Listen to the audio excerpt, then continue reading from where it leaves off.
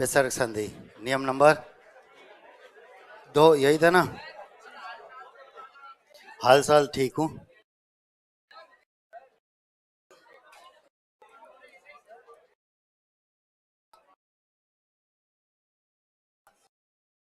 विसर्ग संधि सब कुछ ठीक ठाक है।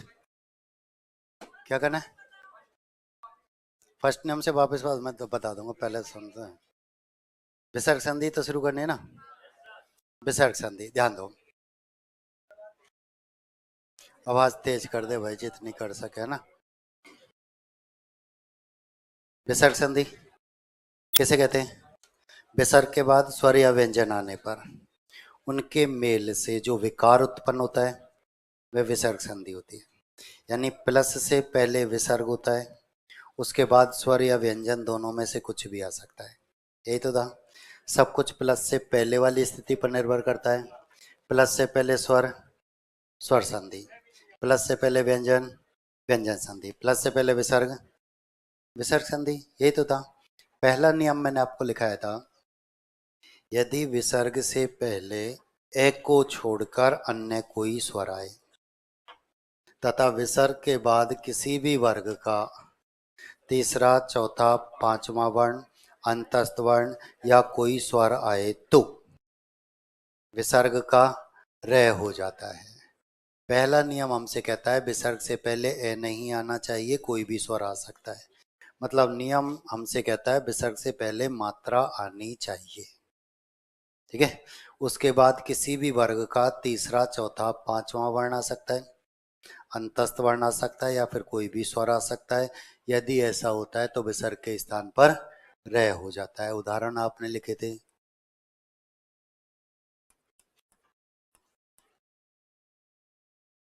विसर्ग से पहले मात्रा है, विसर्ग से पहले मात्रा है यानी ए नहीं है, अन्य कोई स्वर है। उसके बाद आया ग। ग कौन सा वर्ण है? क ख ग तीसरा, तो विसर्ग के स्थान पर और रे आधा है, और आधा हमेशा ऊपर जाता है, आधा हमेशा ऊपर जाता है। शब्द बना था, ठीक है।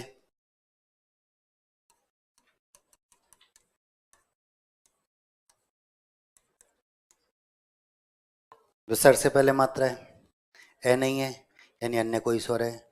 उसके बाद आया ए यानी कोई स्वर है, तो विसर्ग के स्थान पर रे, विसर्ग के स्थान पर रे, ऐसे पूरा हो जाएगा। रे याद है, ऐसे पूरा हो जाएगा। शब्द बना दुरावस्था, और हम लिखते हैं दुरावस्था। और दुरावस्था कोई शब्द नहीं होता क्योंकि सामने क्या है, ए, और ए की कोई मात्रा ही नहीं होती, ए की कोई मात्रा होती नहीं। तो हमने क्या किया, विसर्ग का रे बनाया था और पड़ोसी के सिर पर बैठाया था। यही तो क्या था, विसर्ग का रे पड़ोसी का सिर। मैंने बताया सामने स्वर है तो पूरा करो, नहीं तो विसर्ग का रे पड़ोसी का सिर, तो विसर्ग का रे और पड़ोसी का सिर, ठीक है।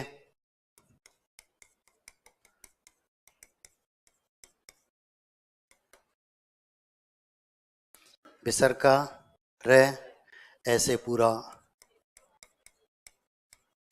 और इस शब्द की मैंने चर्चा आपसे की थी, ये तो शब्द शुद्धि में आता है। निरपराध शब्द होता है, निरपराधी कोई शब्द नहीं होता।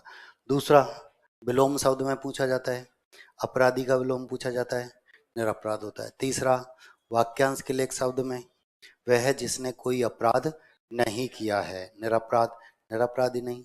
और चौथा पूछा जाता है वाक्य शुद्धि में।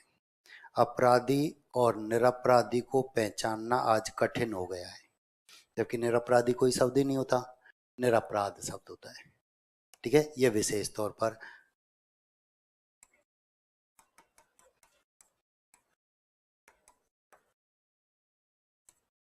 विसर्ग कर है पड़ोसी का सिर,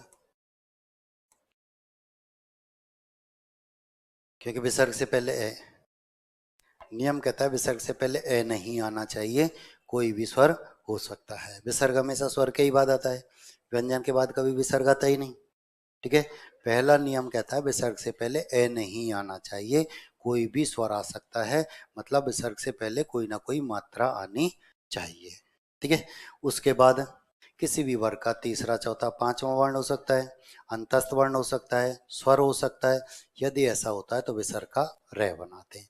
तो पहले नियम में मैंने आपको एक बात बताई थी, यदि विसर्ग से पहले मात्रा है तो रे बना दो, विसर्ग से पहले मात्रा है तो रे बना दो, यही तो बताया था। और 10-20 उदाहरण हमने इसके किए थे। फिर मैंने लिखाया था दूसरा नियम। दूसरा नियम में हमने लिखा कि विसर्ग से पहले ए ही होना चाहिए। दूसरे नियम में हमने लिखा विसर्ग से पहले ए होना चाहिए। उसके बाद तीसरा चौथा पांचवा वर्ण आ सकता है, अंतस्थ वर्ण आ सकता है, ऊष्म वर्ण आ सकता है। ठीक है। यदि ऐसा होता है तो ए और विसर्ग दोनों का ओ हो जाता है। यही तो नियम लिखा है।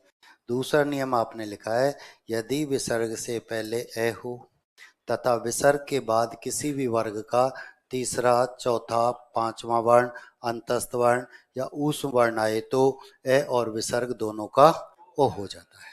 अब मैं दोनों नियम एक साथ बोल रहा हूं, ध्यान देना। पहला नियम कहता है विसर्ग से पहले ए नहीं आना चाहिए। दूसरा नियम कहता है विसर्ग से पहले ए आना चाहिए। पहला नियम कहता है विसर्ग से पहले ए नहीं आना चाहिए, दूसरा नियम कहता है विसर्ग से पहले ए आना चाहिए। दोनों मतलब पहला नियम हमसे कहता है विसर्ग से पहले मात्रा आनी चाहिए, दूसरा नियम कहता है विसर्ग से पहले मात्रा नहीं आनी चाहिए। दोनों नियम कहते हैं कि विसर्ग के बाद तीसरा चौथा पांचवा वर्ण आ सकता है। ठीक है। दोनों नियम हमसे कहते हैं विसर्ग के बाद अंतस्थ वर्ण आ सकता है। पहला नियम कहता है विसर्ग के बाद स्वर आ सकते हैं, दूसरा कहता है स्वर नहीं ऊष्म वर्ण आ सकते हैं। तो दूसरा नियम हमसे कहता है विसर्ग से पहले ए होना चाहिए, यानी विसर्ग से पहले कोई मात्रा नहीं होनी चाहिए। उसके बाद किसी भी वर्ग का तीसरा चौथा पांचवा वर्ण आ सकता है, अंतस्थ वर्ण आ सकता है, ऊष्म वर्ण आ सकता है। यदि ऐसा होता है तो ए और विसर्ग दोनों का ओ हो जाता है। ठीक है। अब उदाहरण देखें हम।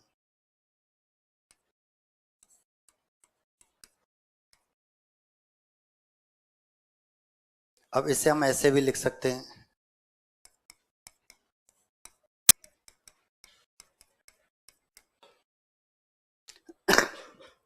नियम कहता है विसर्ग से पहले ए आना चाहिए, नियम कहता है विसर्ग से पहले मात्रा नहीं आनी चाहिए।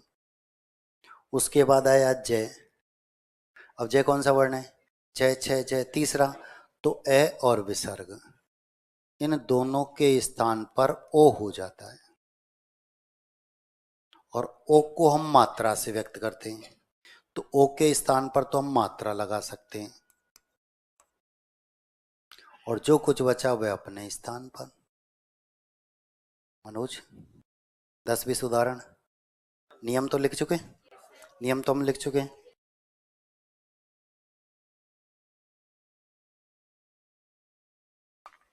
उतारते चलो, पर्चे आना शुरू।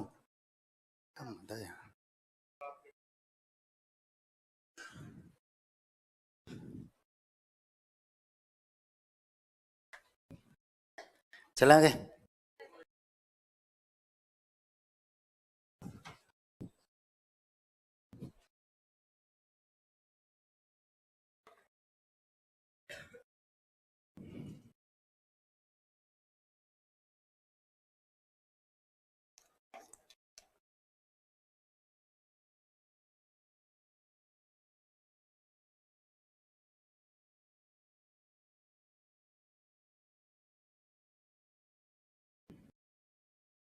प्रत्येक कहाँ कराया भी मैंने, कौन आ गया?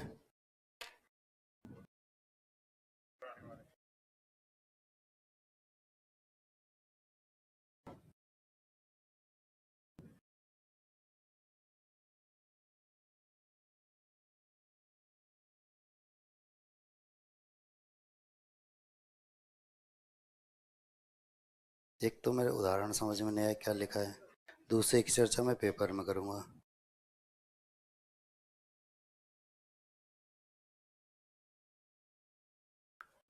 चले आगे।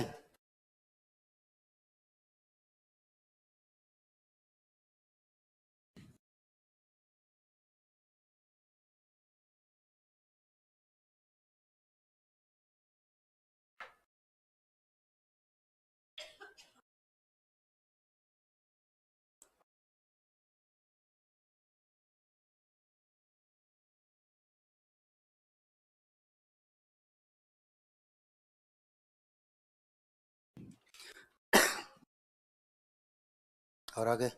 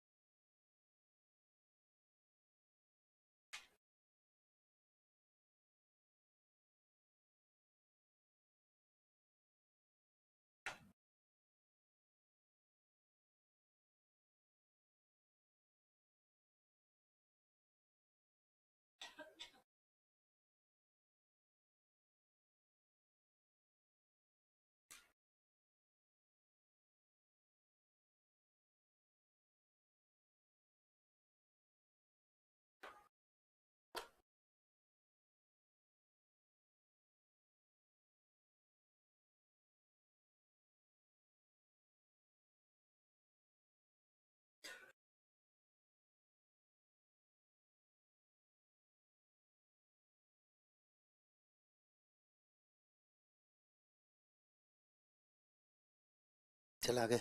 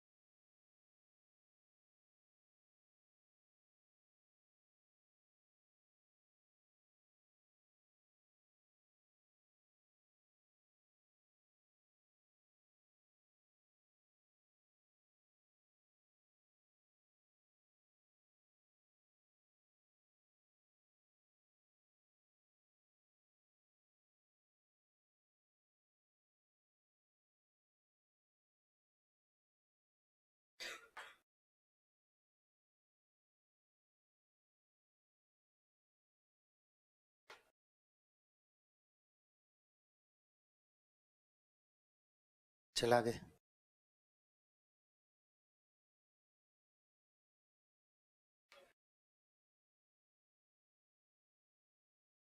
बनाएंगे। सिर्फ ओ की मात्रा लगानी है, कुछ नहीं करना।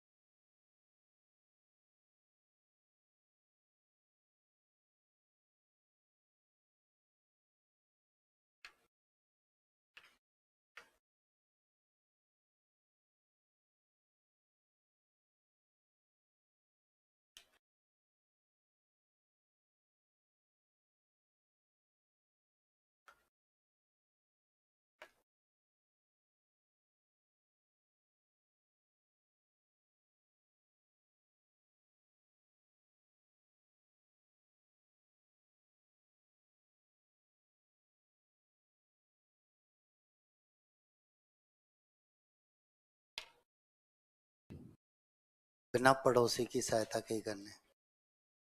सिर्फ ओ की मात्रा लगानी है, कुछ नहीं करना, कोई दिमाग नहीं लगाना।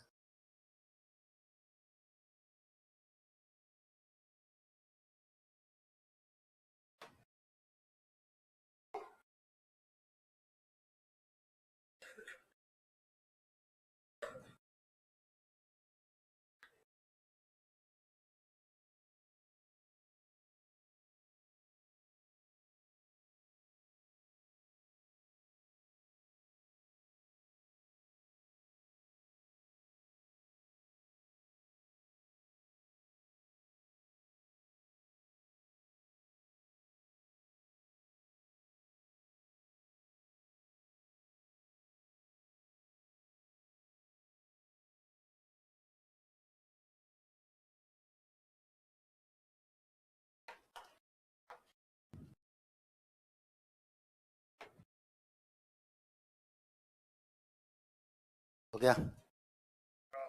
कितने जो बना रहे हैं, जल्दी करो। सिर्फ ओ की मात्रा लगाओ।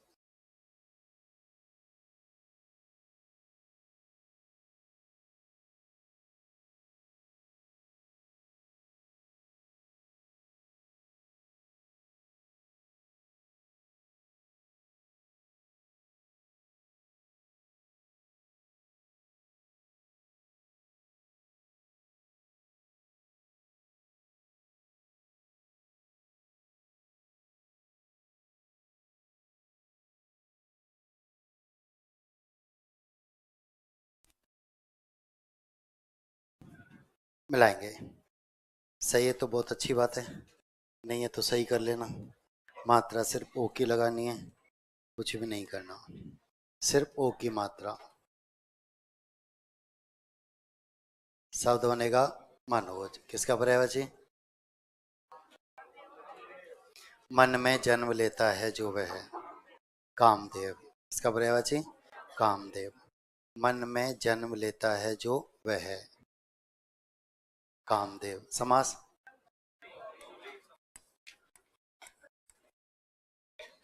मन में जन्म लेता है जो वह है, कामदेव बहुब्री समास का उदाहरण है। ठीक है, सिर्फ ओ की मात्रा। शब्द बनेगा किसका पर्यायवाची? सर बोलते हैं तालाब को। जय का अर्थ होता है तालाब में जन्म लेता है जो है, कमल। किसका पर्यायवाची? समास बहुब्री। समास बहुब्री। ठीक है, सिर्फ ओ की मात्रा लगानी है।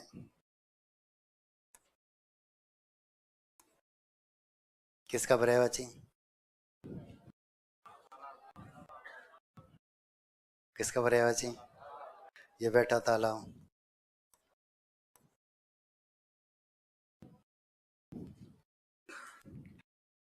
तालाब तो ऊपर लिखा है हमने, वही दोबारा लिखा है। वर्क अर्थ होता है, अब तालाबों में श्रेष्ठ तो है तो तालाब ही, तो तालाब का ही पर्यायवाची है। समास?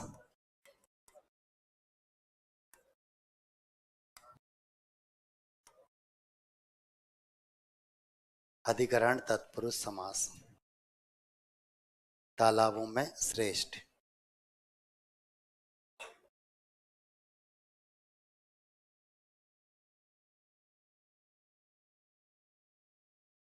चला गए।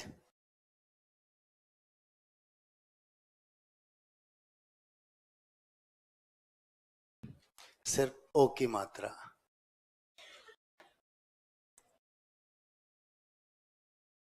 किसका पर्यायवाची? बादल का। इसका पर्यायवाची? और समास बहुब्री।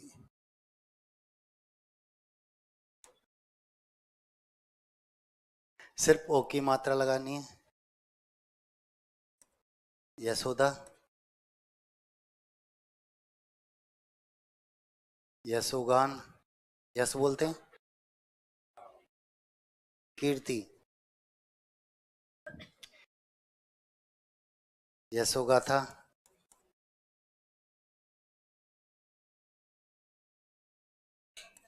यशोवर्धन।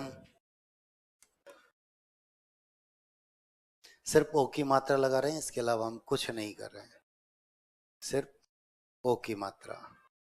ठीक है, चला आगे।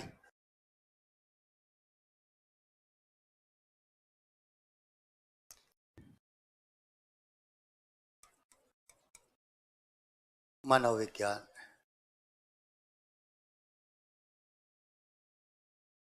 मन का विज्ञान ना होता है क्या? एक विषय होता है मनोविज्ञान। मनोहर किसका पर्यायवाची? मन का रण करता है जो वह कृष्ण। बहुबरी समास।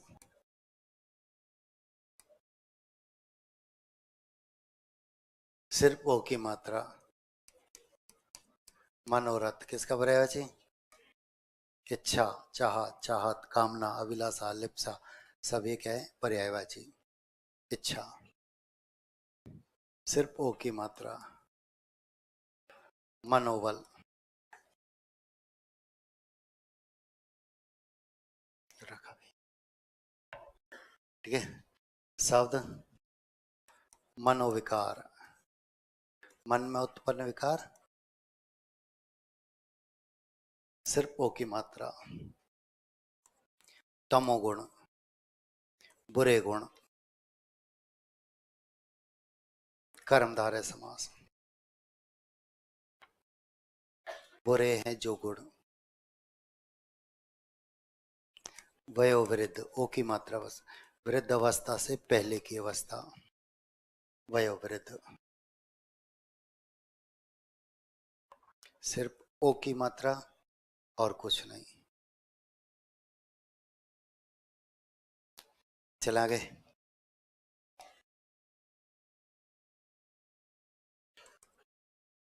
अधोगति, पतन की ओर गति।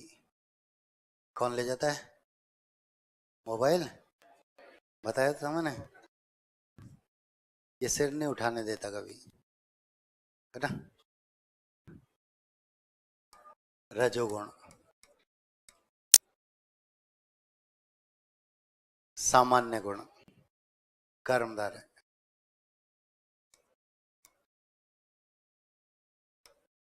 मनोरंजन। सिर्फ आपने ओ की मात्रा लगाई है, इसके अलावा कुछ नहीं किया।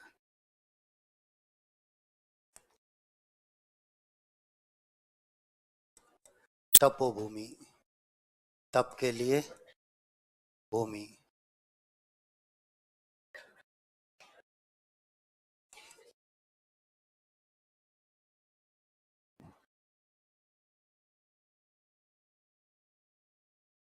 पयोधर किसका पर्यायवाची? किसका पर्यायवाची पयोधर? समुद्र का पर्यायवाची, बादल का पर्यायवाची, वरुण का पर्यायवाची। अनेकार्थक शब्द है, सबके लिए आता है, याद रखना। और अनेकार्थी में ही पूछा जाता है। तपोलाभ, ओ की मात्रा। अधोवस्त्र,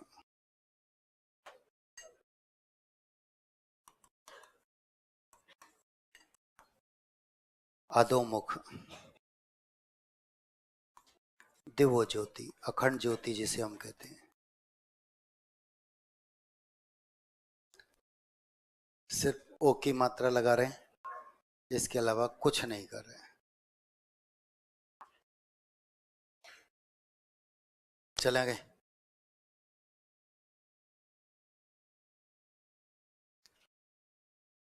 ओ की मात्रा। मनोयोग, तपोबल, तप रूपी बल कर्मधारय में होता है। सिरोरेखा, ये सिरोरेखा है, और हिंदी में ये अनिवार्य है, याद रखना। सिरोरेखा हिंदी में अनिवार्य होता है, लिखित पेपर जहाँ होता है वहाँ कई होते हैं ना जिनकी आदत ही नहीं होती, लेंटर नहीं डालते, उनमें पानी भर जाता है, सब खराब। ये दोबारा आ गया मनोयोग, मनोवृत्ति, मन में उत्पन्न वृत्ति, मन स्थिति, मन में उत्पन्न विचार, मनोविचार।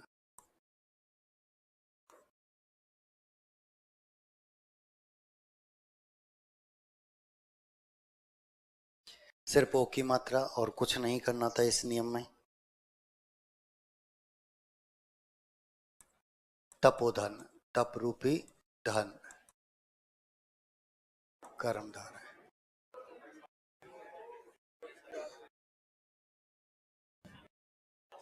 अब देखो वो आर से है ना, और वाह, अच्छा, हम भी हो जाएंगे कुछ। हाँ बोर्ड पर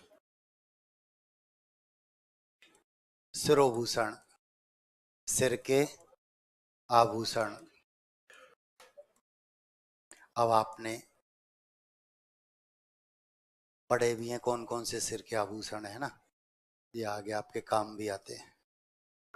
मनोमंथन, मन में जो उथल पुथल चलती है, मनोमंथन,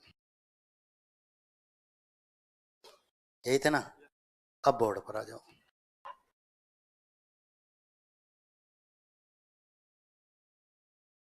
बोर्ड पर सभी जितने भी ओ नजर आ रहे हैं, बोर्ड पर है ना, जितने भी ओ नजर आ रहे हैं,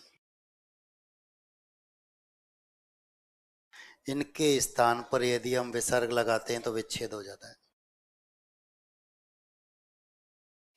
जितने भी ओ नजर आ रहे हैं, इनके स्थान पर यदि हम विसर्ग लगाते हैं तो विच्छेद हो जाता है। एक छोटी सी पंक्ति, दोनों नियम याद है, क्या है ध्यान दो। विसर्ग से पहले मात्रा है तो रे बना दो, नहीं है तो ओ बना दो। विसर्ग से पहले मात्रा है तो रे बना दो, नहीं है तो ओ बना दो। पिछले नियम में विसर्ग से पहले मात्रा थी, रे बनाया, या नहीं है तो ओ बना रहे। इतनी सी बात तो याद रखनी। विसर्ग से पहले मात्रा है तो रे बना दो, नहीं है तो ओ बना दो। ठीक है। अब प्रश्न कैसे पूछा जाता है, मनोविज्ञान में कौन सी संधि है? विसर्ग संधि है, पढ़ रहे हैं, सामने लिखा हुआ भी है। लेकिन विसर्ग संधि से पहले हम गुण संधि भी पढ़ चुके हैं, और गुण संधि की पहचान क्या है?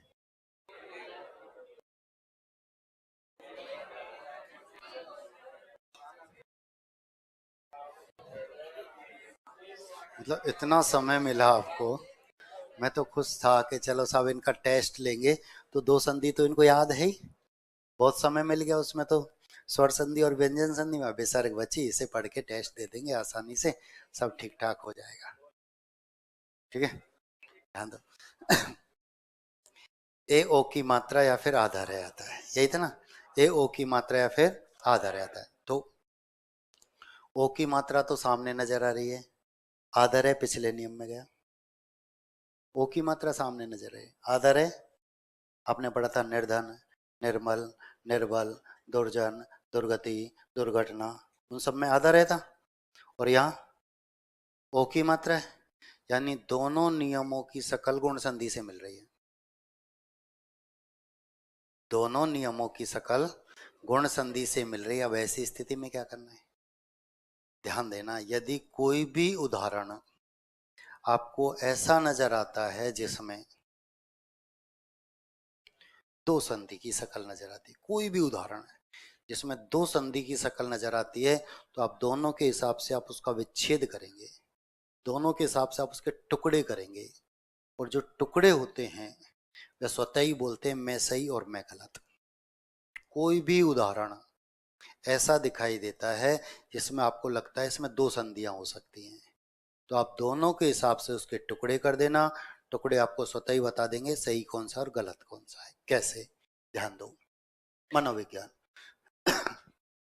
मुझे लगा विसर्ग संधि है, तो मैंने ओ को विसर्ग में परिवर्तित किया। दूसरे ही पल मन में विचार आया, इसको ऑनलाइन कर दे, देख खड़ा बैठे, इसको मत भगना बस, ये शरीर का सबसे सक्रिय भाग है, ये पूरे शरीर का संचालन करता है। हम इसे ही आराम दे दें, दो दो जैक लगा लिए, इसने तो पता नहीं कौन सी स्टाइल में ऊपर नीचे दोनों से पकड़ रखा था। छोड़ दे, नहीं गिरेगी, गारंटी मेरी। अगर किसी खोपड़ी गिर जाती है मेरी ले जाना, ये सब गिर गई, फिर हम FIR दर्ज कराएं, सब हमारी खोपड़ी नहीं मिल रही, और जयपुर में हम किसी को जानते ही नहीं, है ना। आपको पता ना कांस्टेबल थानेदारों को पकड़ रहे हैं आजकल। तो स्थितियां सब बदल जाती हैं, कब बदल जाती हैं पता नहीं, है ना। कौन बड़ा हो जाता है, कौन छोटा हो जाता है, कभी पता नहीं चलता। आ जाओ, एक आपने देखा एक कांस्टेबल चाय लेके पहुंच गया साहब के पास, और जब वो चाय बन रही थी तो उसने अपना रिजल्ट देख लिया, IAS का रिजल्ट आया, सेलेक्ट हो गया, और सर को चाय दी, तो सर मेरा IAS में सिलेक्शन हो गया। तो सर ने उसको चाय पिलाई और सल्यूट किया, अब तू मेरा सीनियर है, क्यों, अब मेरा तू सीनियर है, अब तक तो मैं था। तो अब ये कब स्थितियां बदल जाएं कुछ नहीं कह सकते, थानेदारों को भी कांस्टेबल पकड़ लेते हैं, ये याद रखना, है ना।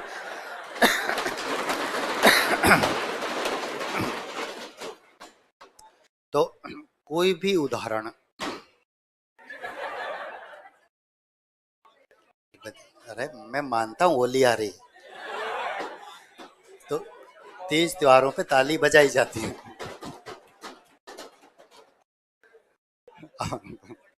काम की बात सुन लेते हैं पहले, फिर ताली बजाएंगे, है ना, मैं भी बजाऊंगा साथ में, फिर ठीक है।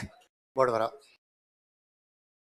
कोई भी उदाहरण ऐसा नजर आता है जिसमें दो संधि की शक्ल नजर आती है, तो दोनों के हिसाब से टुकड़े करेंगे। मनोविज्ञान, मुझे लगा विसर्ग संधि है, तो मैंने ओ को विसर्ग में परिवर्तित किया। दूसरे ही पल मन में विचार आया, नहीं गुण संधि है, तो हम गुण संधि से इसके टुकड़े कर देते हैं।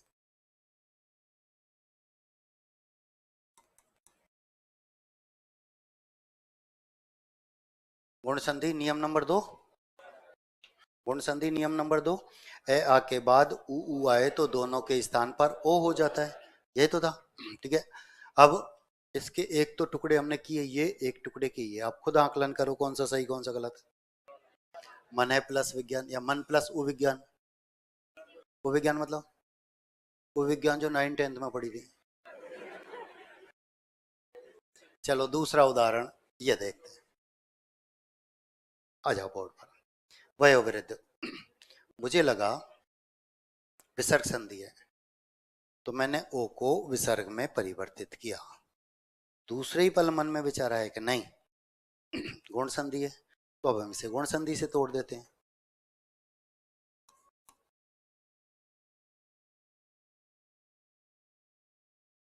ए और ऊ मिलकर ओ बनाते हैं, दोनों के हिसाब से हमने टुकड़े किए, अब टुकड़े स्वतः बताते हैं।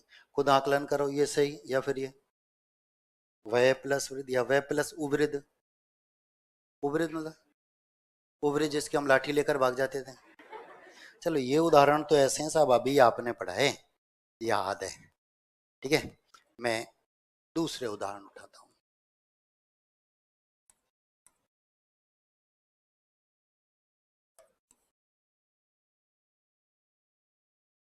वे तो अभी हमने पढ़े थे इसलिए याद थे, मैंने दो नए उदाहरण उठाए, ध्यान देना, ठीक है। दोनों की शक्ल एक जैसी है, दोनों में आ की मात्रा है, और दोनों में यदि आ की मात्रा है तो दीर्घ संधि है। दीर्घ संधि की पहचान,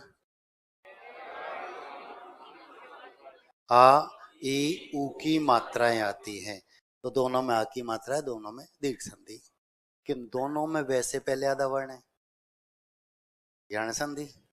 यण संधि की पहचान,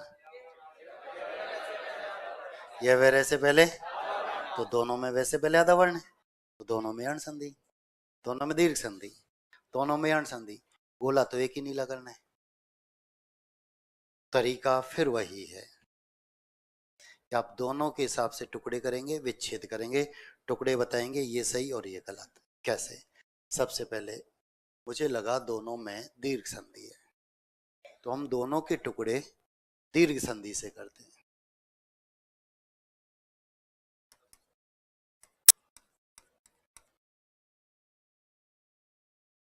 ए और आ मिलकर आ बनाता है, हम टुकड़े कर सकते हैं।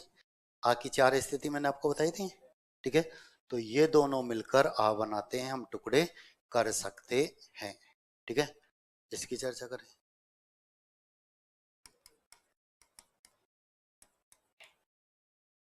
ए और ए मिलकर आ बनाते हैं, हम टुकड़े कर सकते हैं, ठीक है। मुझे लगा दोनों में दीर्घ संधि है, तो मैंने दोनों के टुकड़े दीर्घ संधि से किए, लेकिन दूसरे ही पल मेरे मन में विचार है नहीं, दोनों में यर्ण संधि है, तो हम दोनों के टुकड़े यर्ण संधि से कर देते हैं। दोनों के टुकड़े यर्ण संधि से। और यर्ण संधि में मैंने आपको विच्छेद का तरीका बताया था, ये और वे में जो भी स्वर है उसे उठाओ अलग हो जाओ। ये और वे में आपको जो भी स्वर नजर आता है उसे उठाओ अलग हो जाओ, यही तो बताया था, ठीक है। स्वागत, वे में स्वर क्या है? तो आ को लेकर अलग, ठीक है। अब वे हमने किसके स्थान पर लिखा था? ऊ के स्थान, किसके स्थान पर? तो जो आधा वर्ण उसमें ऊ की मात्रा, ठीक है। इसकी चर्चा करें। विच्छेद का तरीका वही है, ये और वह में जो भी स्वर है उसे उठाओ अलग हो जाओ। वह में स्वर क्या है? आ को लेकर अलग। वह किसके स्थान पर? तो जो आधा वर्ण उसमें, आधा वर्ण क्या है? उससे में ऊ की मात्रा। अब दोनों उदाहरणों के टुकड़े हमने दोनों संधियों से किए। सबसे पहले हम चर्चा करते हैं स्वागत की। स्व प्लस आगत, स्व यानी खुद, आगत यानी आना। खुद का आना स्वागत होता है, खुद आए, फूलमाला पहनी, ताली बजा ली, हो गया स्वागत, ठीक है। होता है क्या? तो हटा दो, इसकी चर्चा करो। सु प्लस आगत, सु यानी अच्छा, आगत यानी आपका आना मुझे अच्छा लगा, तभी तो स्वागत हुआ, यानी ये कौन सी संधि निकली? यर्ण संधि। अब इसकी चर्चा करें। सु प्लस, सु प्लस कोई शब्द है, हटा दो, इसकी चर्चा करें। स्व प्लस, स्व यानी खुद, अर्थ यानी के लिए, खुद के लिए जो काम किए जाते हैं। स्व यानी खुद, अर्थ यानी के लिए, तो खुद के लिए जो काम किए जाते हैं स्वार्थ, मतलब ये सही। कौन सी संधि? हमने दो उदाहरण ऐसे उठाए जिनकी शक्ल एक जैसी है, दोनों में वे में आ की मात्रा है और दोनों में ही वे से पहले आदास है, दोनों की शक्ल एक जैसी है, फिर भी संधि दोनों में अलग अलग है। तो मेरे कहने का मतलब यहाँ सिर्फ इतना सा है कि कोई भी उदाहरण आपको ऐसा नजर आता है जिसमें दो नियम या दो संधि की शक्ल नजर आती है, तो आप दोनों के हिसाब से टुकड़े करेंगे, दोनों के हिसाब से विच्छेद करेंगे। और जो टुकड़े होते हैं वे स्वतः ही बोलते हैं मैं सही और मैं गलत। खूब के मन में ये प्रश्न था, खूब चल रहा है, खूब ये आता है बार बार में। तो हमारा एक ही तरीका है यहाँ पर कि दोनों का, दोनों के हिसाब से टुकड़े कर देना। जो टुकड़े होते हैं वे स्वतः ही कन्फर्म करते हैं, वे बता देते हैं ये सही है और ये गलत है। तो दो नियम तैयार हुए। विसर्ग से पहले मात्रा है तो रे बना दो, नहीं है तो ओ बना दो। विसर्ग से पहले मात्रा है तो रे बना दो, नहीं है तो ओ बना दो। नियम नंबर 3,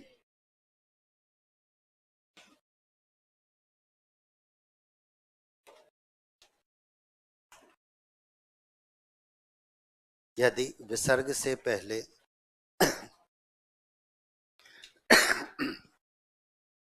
यदि विसर्ग से पहले और विसर्ग के बाद, विसर्ग से पहले और विसर्ग के बाद ए हो, ए और आ दोनों में से कुछ भी हो सकता है।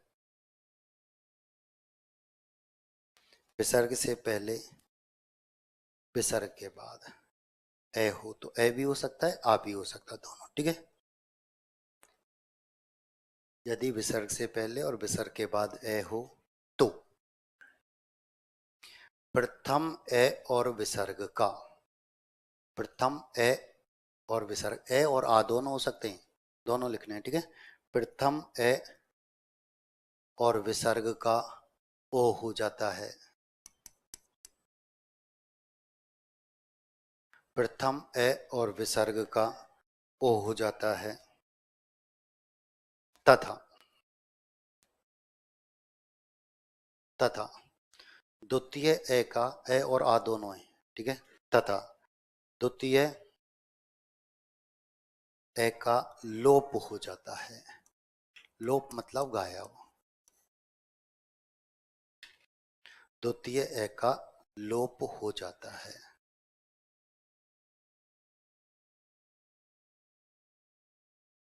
अब नियम ने क्या कहा है कि विसर्ग से पहले और विसर्ग के बाद दोनों स्थानों पर ए होना चाहिए, तो ये ए भी हो सकता है और आ भी हो सकता है, तो प्लस विसर्ग से पहले और विसर्ग के बाद दोनों स्थानों पर ए होना चाहिए। यदि ऐसा होता है तो पहला ए और विसर्ग तो ओ में बदल जाता है और दूसरे का लोप कर देते हैं, यानी गायब हो जाता है। कैसे?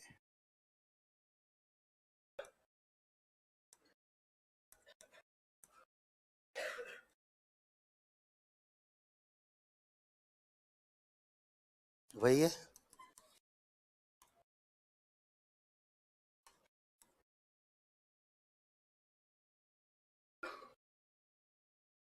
यही है। तो इन दोनों के स्थान पर तो क्या हो जाएगा, जो अभी भी आपने किया था, और इसका लोप हो जाएगा, दूसरे का लोप, गायब। तो ओ को तो मात्रा से व्यक्त किया,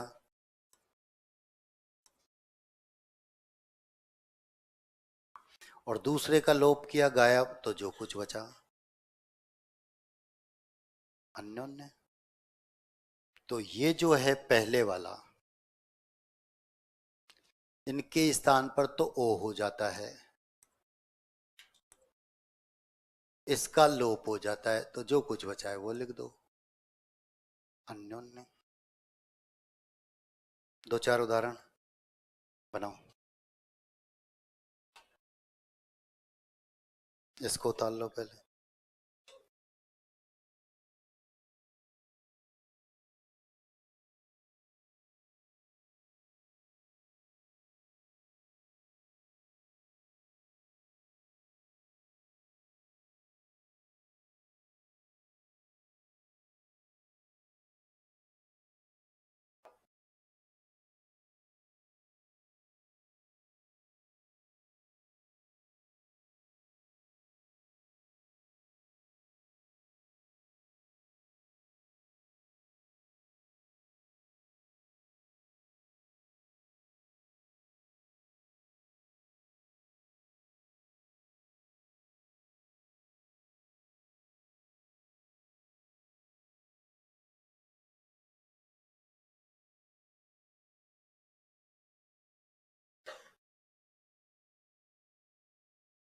चिट्ठी दे दे जो चल रही है, चलेंगे।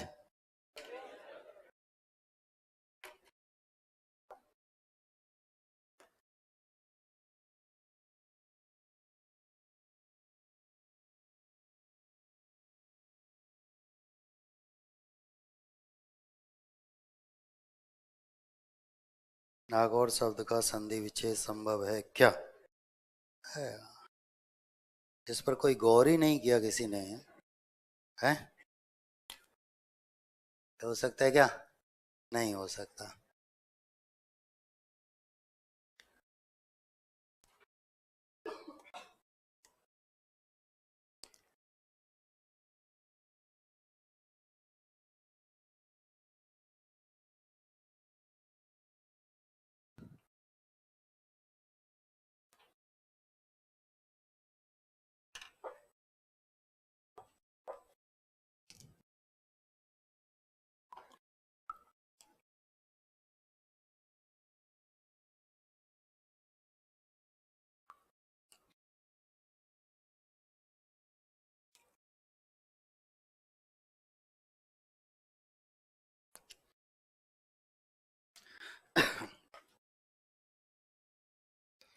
बना दो, यही है बस। ओ की मात्रा लगानी है, ए का लोप करना है।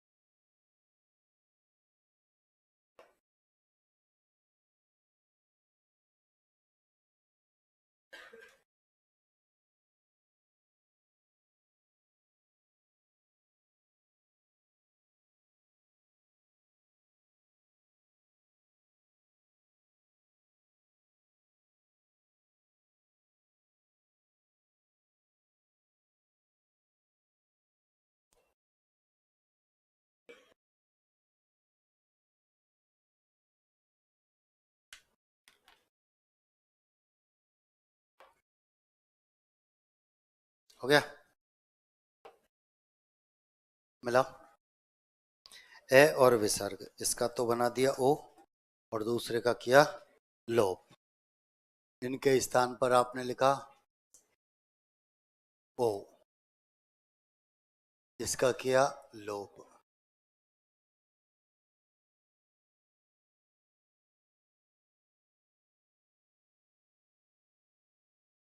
यश हो अभिलाषी, यश प्राप्त करने का इच्छुक, अभिलाषा इच्छा, अभिलाषी इच्छुक।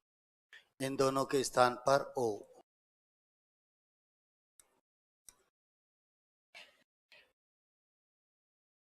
इसका लोप। प्रथम अध्याय, पहला अध्याय संस्कृत में पढ़ते थे, ठीक है। इन दोनों के स्थान पर ओ, इसका लोप। मनोविराम, मन की सुंदरता, मन की सुंदरता, ओ,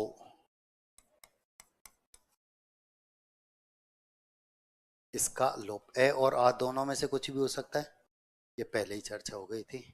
मनोनंद, पिछले 20 साल में एक बार ये उदाहरण पूछा गया है यहाँ से। मन है प्लस आनंद, मनोनंद। चला गए। ओ की मात्रा, इन दोनों को तो बनाया ओ, इसका लोप। मनोनुकूल, मन के अनुकूल। इनके स्थान पर इसका लोप। मनोआकांक्षा, मन की इच्छा। इन दोनों के स्थान पर ओ, इसका लोप। मनोअभिलाषा, मन की इच्छा। इन दोनों के स्थान पर ओ, इसका लोप। अन्योन्य। एक उदाहरण ये यहां से पूछा गया है, दो उदाहरण यहां से पूछे गए हैं अब तक, ठीक है। इनमें से, इस नियम में से दो ही उदाहरण यहां से पूछे गए।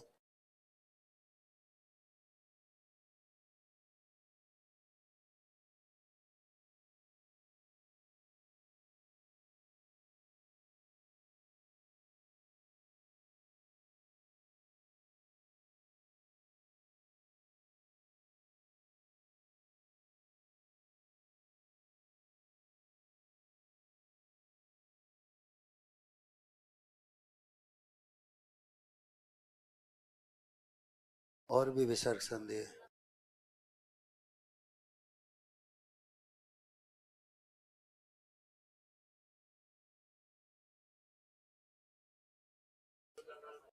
हम्म,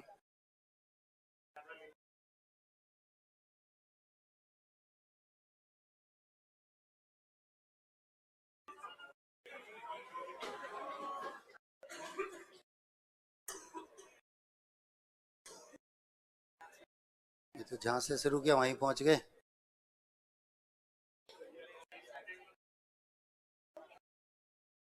नहीं है। और ढूंढ।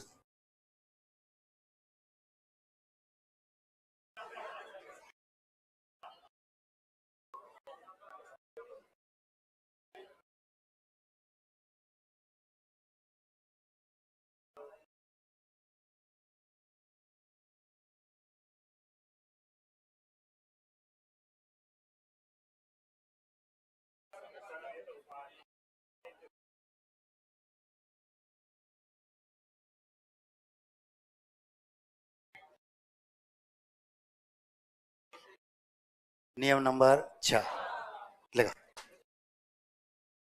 विसर्ग संधि नियम नंबर 4। यदि नियम नंबर 4, यदि विसर्ग के बाद च, छ या श वर्ण आए तो, विसर्ग के बाद च, छ या श वर्ण आए तो विसर्ग का क्षय हो जाता है। विसर्ग का क्षय हो जाता है। सामान्य सा नियम है, यदि विसर्ग के बाद 3 वर्ण है, च, छ या श वर्ण आता है तो विसर्ग के स्थान पर यह वाला क्षय हो जाता है। तो समझाने वाली कुछ स्थिति है नहीं, आपको जहां विसर्ग नजर आता है उसके स्थान पर क्षय लिखते हुए चलना है। ठीक है, बता रहा हूं।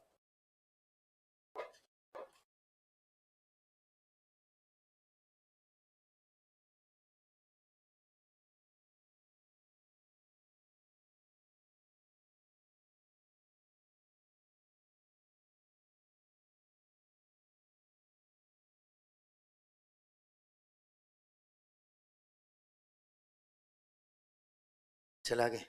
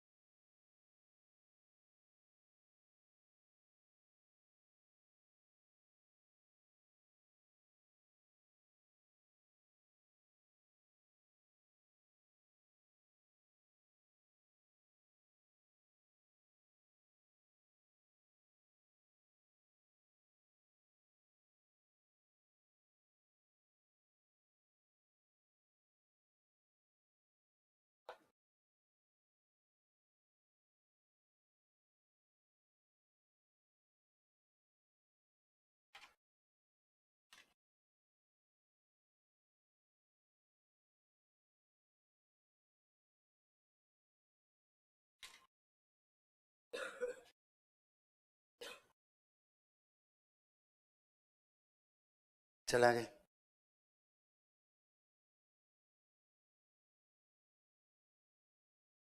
बनाएंगे। विसर्ग के स्थान पर क्षय लिखना है, कुछ नहीं करना।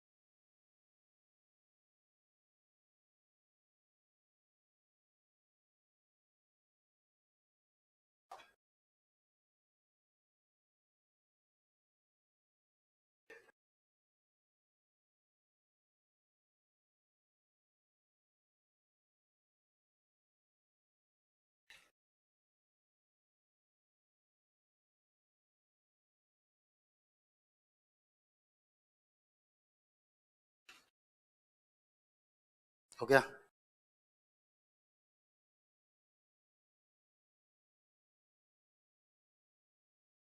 विसर्ग के स्थान पर शय लिखना है, कुछ भी नहीं करना।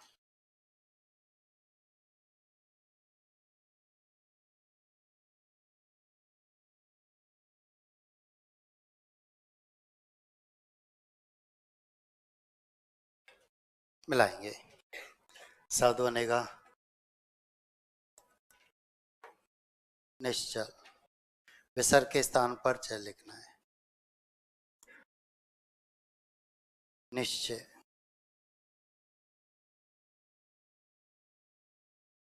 पुनश्चय। विसर्ग के स्थान पर श लिखेंगे, कुछ नहीं करेंगे, आगे बढ़ेंगे।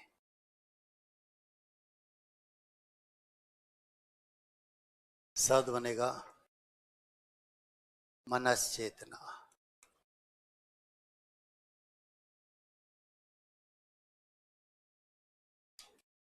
शब्द बनेगा निश्छिद्र, छिद्र रहित।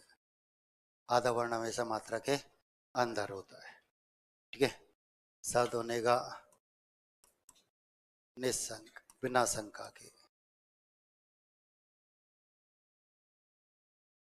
शब्द बनेगा कश्चित, किसे कहते हैं? कुछ। कुछ क्या होता है? कुछ नहीं होता। कुछ क्या होता है बताया था मैंने आपको। एक किसान अपना अनाज बेचने मंडी जा रहा है, बैलगाड़ी बोरियां रखी हुई है, ठीक है, और वो मंडी जा रहा है, रास्ते में कीचड़, बैलगाड़ी फंस गई। वह धक्के लगाए, नहीं निकले, खूब कोशिश करे, नहीं निकले, कोई और सहायता करे तो शायद निकल जाए, लेकिन वो अपने प्रयास करके बैठ गया। उधर से एक व्यक्ति आ रहा था, उसने कहा कि यदि मैं आपकी सहायता करूं तो आप मुझे क्या दोगे? उसने कुछ नहीं दूंगा। उसने धक्का लगवाया, गाड़ी निकल गई। वह जाने लगा तो रोक दिया, कहाँ जाता है? कुछ नहीं दे। कि ये क्या है? कि मुझे क्या पता, तूने कहा था कुछ नहीं दूंगा। तो कुछ नहीं दे, नहीं देता तो आधी बोरी उतार जा। और दोनों की बात बढ़ी खूब, आगे तक राजा तक बात पहुंची। राजा ने दोनों का माजरा सुना कि क्या बात है। राजा ने कहा पहले खाना खाओ तुम, बाद में बात करेंगे। और खाना खिलाया दोनों को। फिर उसे कहा देख सामने बाल्टी रखी, उठा के ला। अब बाल्टी उठा कर लाया, पूछा क्या है इसमें? कुछ नहीं। निकाल और ले जा। तेरे को जो चाहिए था वो हमने बाल्टी में रख रखा था, हमें पता था एक दिन तू आएगा जरूर, इसलिए इसमें रखा हुआ है, निकाल ले जा। ठीक है, तो वही होता है। शब्द बनेगा, एक विलम्ब से मत हंसा करो, चेतना रहित। पुनश्चर्या, एक बार और बाढ़ता।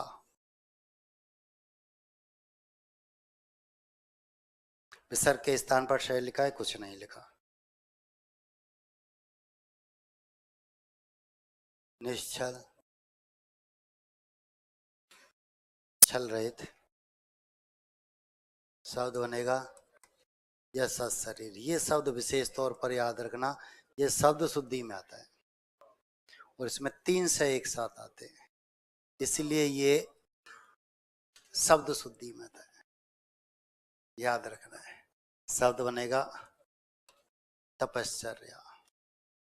तो हमने विसर्ग के स्थान पर शय लिखा है, इसके अलावा कुछ भी नहीं किया, सामान्य सा नियम था। नियम नंबर,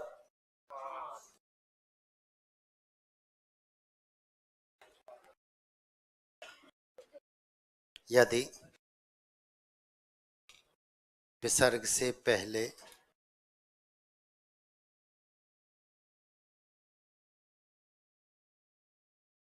हाँ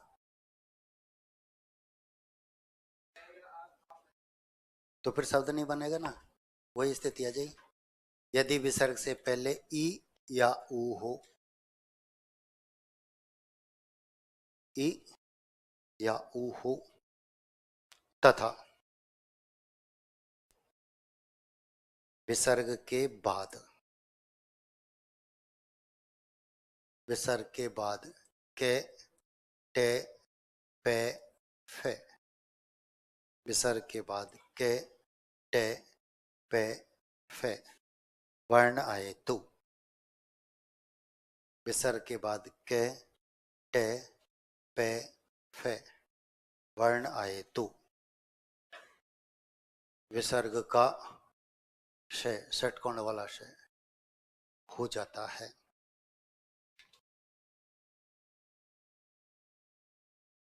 विसर्ग का षटकोण वाला शय हो जाता है। नियम कहता है विसर्ग से पहले ई या ऊ की मात्रा होनी चाहिए, उसके बाद इन चार में से कोई भी वर्ण हो सकता है, के, टे, पे, फे। यदि ऐसा होता है तो विसर्ग के स्थान पर ये वाला शय हो जाता है। जैसे उतारो और विसर्ग के स्थान पर सिर्फ आपको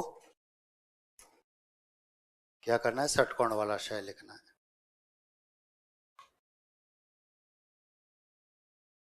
जैसे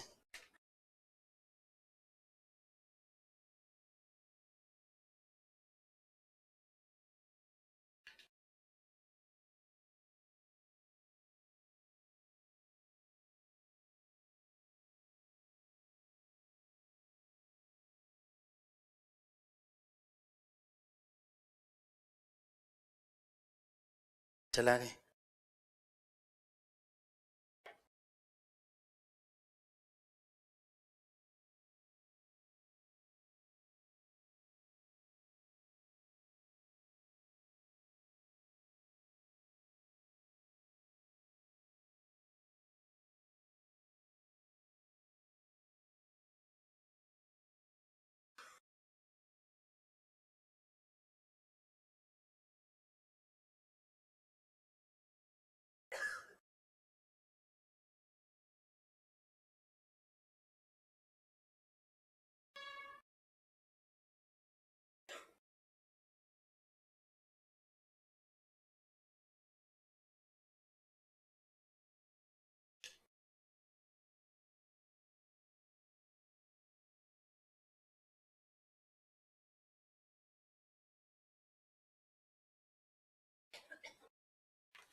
चला गए।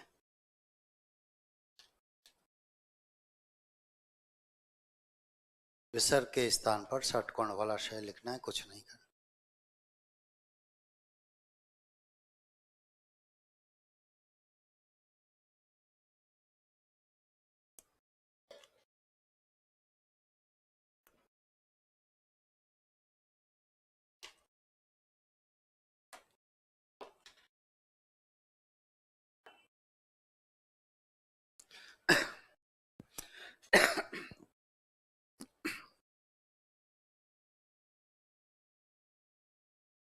बनाएंगे। विसर्ग के स्थान पर षटकोण वाला शय लिखना है, कुछ नहीं करना।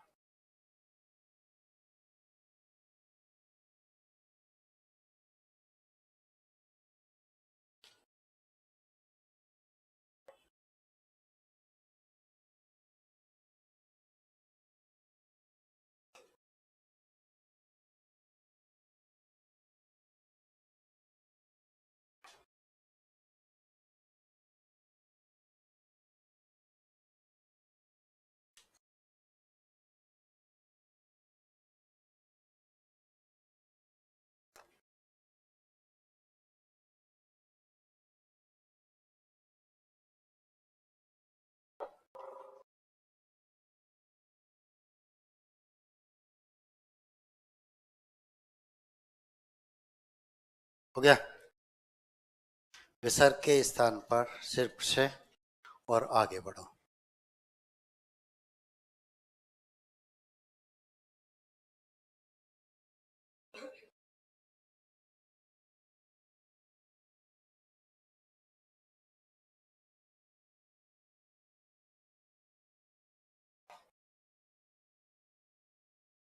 मिलाओ। शब्द बनेगा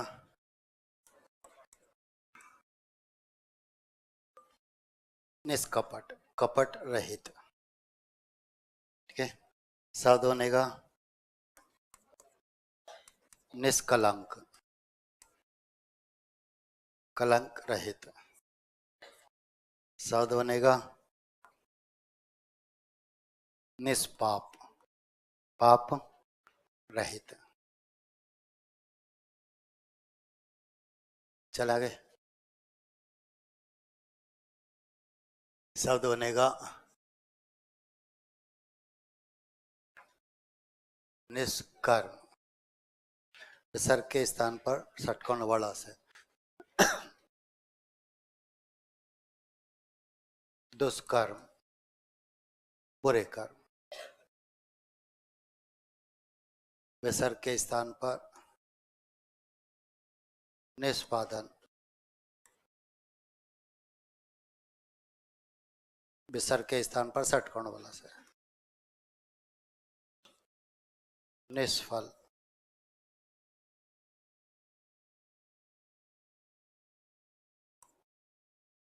निष्काम,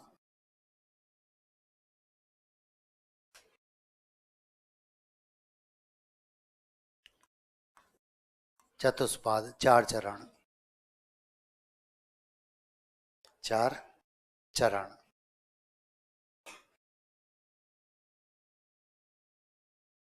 विसर्ग का शैली का कुछ नहीं किया। बहिष्कृत, बाहर किया हुआ, बाहर किया हुआ। धनुष्टंकार किसे कहते हैं? धनुष्टंकार,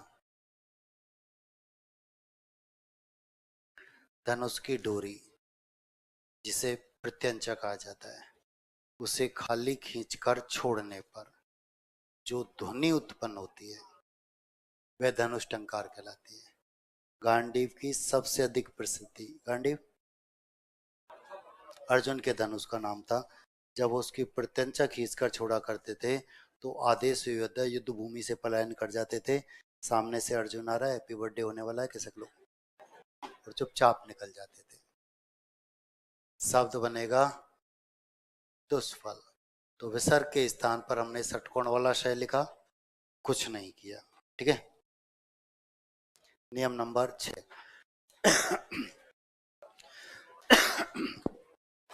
यदि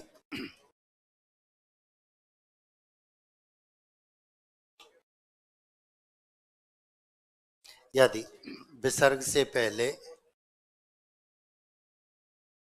ए हो, यदि विसर्ग से पहले ए हो, ए और आ दोनों में से कुछ भी हो सकता है, तथा यदि विसर्ग से पहले ए हो तथा विसर्ग के बाद क ते पे वर्ण आए तो, क ते पे वर्ण आए तो विसर्ग का से सरस वाला से हो जाता है।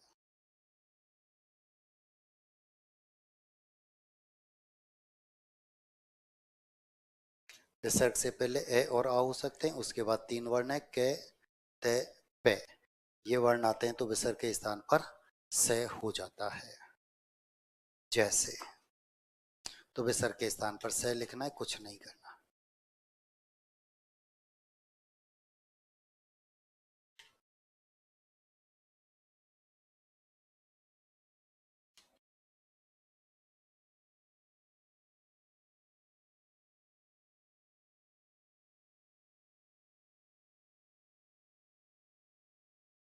चला गया।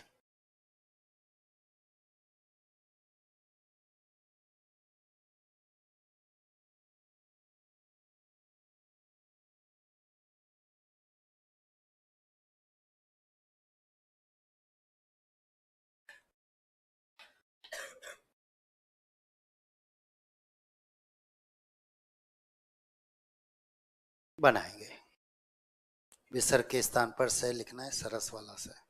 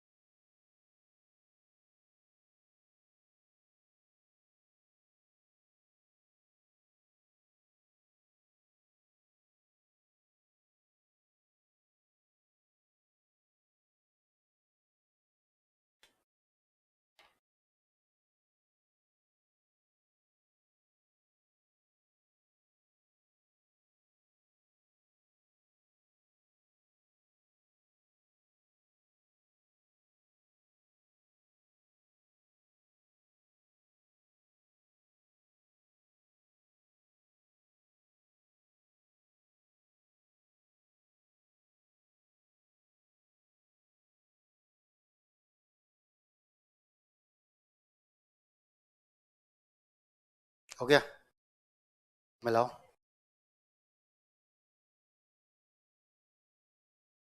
विसर्ग के स्थान पर स लिखना है। शब्द बनेगा नमस्कार। शब्द बनेगा पुरस्कार। अब ये उदाहरण बहुत पूछा जाता है शब्द सूची में। अब क्या लिखता है?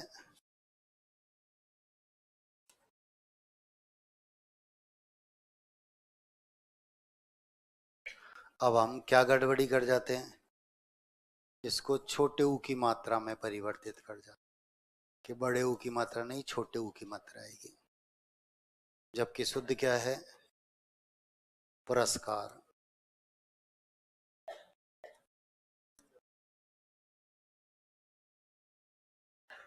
पुरस्कार होता है, पुरस्कार नहीं होता, पुरस्कार। ठीक है, शब्द बनेगा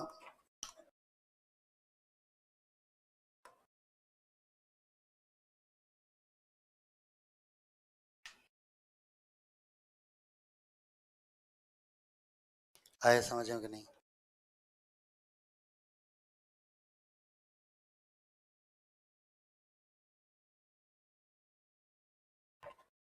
विसर्ग से पहले ए आ होना चाहिए, यहां पर ई है। अब समझ में आ गया? आप बताते हैं तो आ जाता है सब समझ में, वैसे नहीं आता। नमस्ते।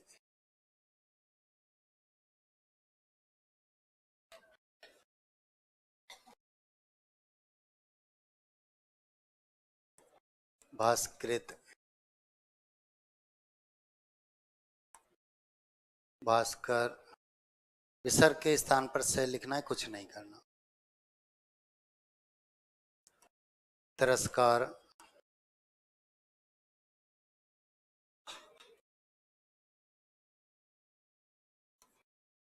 विस्तृत। अब समझ में आया?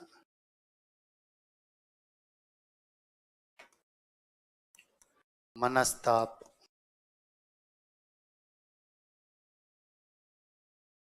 वाचस्पति। बृहस्पति। श्रेयस्कर।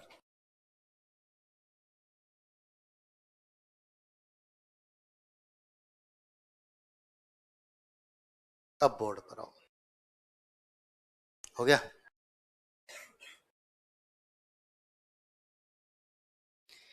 तीनों में से कोई सा विषय नजर आता है, उसके स्थान पर विसर्ग लगा दो, विच्छेद हो जाएगा। तीनों में से कोई सा विषय नजर आता है, उसको विसर्ग में बदल दो, विच्छेद हो जाएगा। संस्कृत में विसर्ग संधि को अधिकांशतः 3 नाम से जाना जाता है। पहला होता है ऋतु विसर्ग, जिसमें रे का विसर्ग बनता है। ठीक है, नियम नंबर 1 आपने किया था, जिसमें हमने रे को विसर्ग में परिवर्तित किया था। दूसरा होता है उत्त विसर्ग, जिसमें ओ को विसर्ग में बदलते हैं। नियम नंबर 2 और 3 हमने किए थे।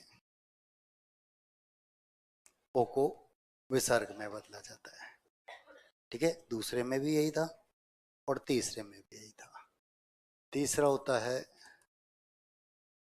सत विसर्ग, जिसमें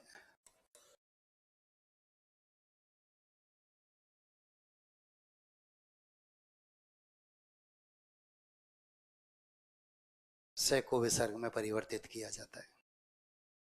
तीनों में से कोई सा विषय, इनको विसर्ग में बदलना होता है। तो रुत विसर्ग, रे का विसर्ग, उत्त विसर्ग, ओ का विसर्ग, सत विसर्ग, से का विसर्ग। ठीक है, ये विसर्ग में परिवर्तित होते हैं। संस्कृत वाले छात्र तो जानते हैं, बाकी की ये आसान से नियम है, ये आसान सी 3 पंक्तियां जिससे पूरी विसर्ग संधि हमारे समझ में आती है। रे को विसर्ग में बदलना होता है, ओ को विसर्ग में बदलना होता है, और से को विसर्ग में बदलना होता है। और इन 3 नियमों से ही उदाहरण पूछे जाते हैं।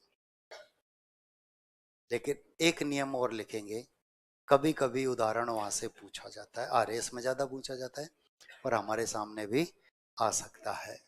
ठीक है, तो रे दिखाई देगा विसर्ग में बदलेंगे, ओ दिखाई देगा विसर्ग में बदलेंगे, से दिखाई देगा विसर्ग में बदलेंगे। नियम नंबर 7, यदि विसर्ग के बाद, यदि विसर्ग के बाद रे वर्ण आए तो, रस्सी वाला रे, यदि विसर्ग के बाद रे वर्ण आए तो विसर्ग से पहले लघु मात्रा को, विसर्ग से पहले लघु मात्रा को दीर्घ मात्रा में बदल देते हैं। विसर्ग से पहले लघु मात्रा को दीर्घ मात्रा में बदल देते हैं, तथा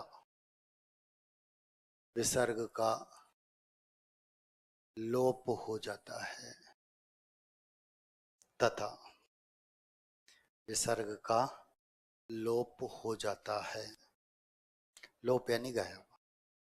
यदि विसर्ग के बाद रे वर्ण आता है तो विसर्ग से पहले जो छोटी मात्रा होती है उसे बड़ी मात्रा में बदल देते हैं, तो विसर्ग गायब हो जाता है। जैसे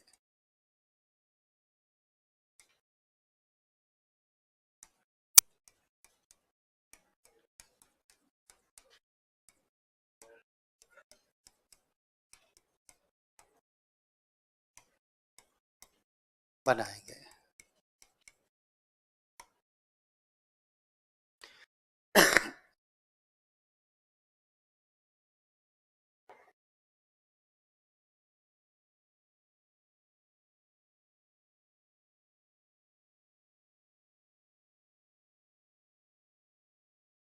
विसर्ग से पहले जो छोटी मात्रा है उसे बड़ी मात्रा में बदलेंगे, और विसर्ग का लोप कर देंगे, गायब।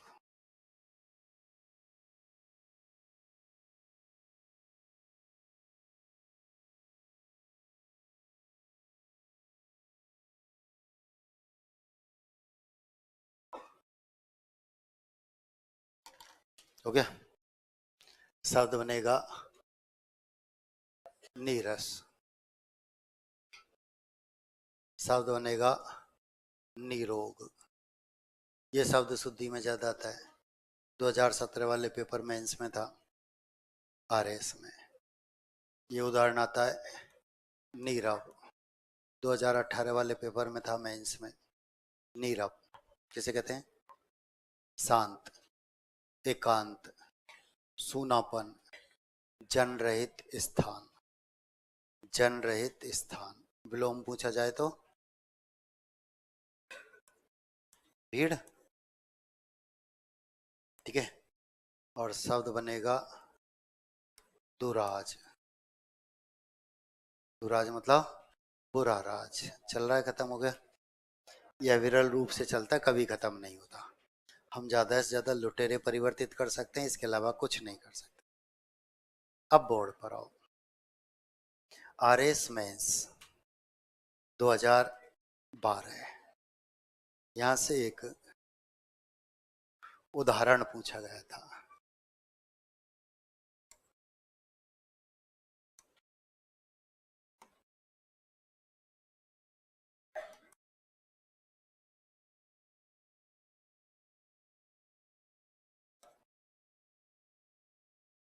रेट लगाई और प्रश्न डिलीट। ये उदाहरण पूछा गया था, रेट लगाई, प्रश्न हटा दिया गया। क्योंकि ये संधि युक्त पद नहीं है, इसमें कोई संधि नहीं होती है। ये सामासिक पद है और दो पदों के योग से मिलकर बना है। नीर का अर्थ होता है और जय का अर्थ होता है अब पानी में जन्म लेता है जो वह कमल, और बहुब्रीहि समास का उदाहरण है। नी का अर्थ होता है अभाव रहित, रज बोलते हैं मिट्टी को, जिसमें मिट्टी का अभाव है, ऐसा कमल होता है क्या? नहीं होता। तो ये सिर्फ सामासिक पद है, ठीक है, संधि युक्त पद नहीं है, इसलिए इसको हटा दिया गया था। ठीक, और इसी के साथ संधियां मिलते हैं एग्जाम हॉल में। ये टेस्ट दो होंगे, एक ऑब्जेक्टिव और एक लिखित। कौन सा पहले होगा नहीं पता, ठीक है। आज इतना ही।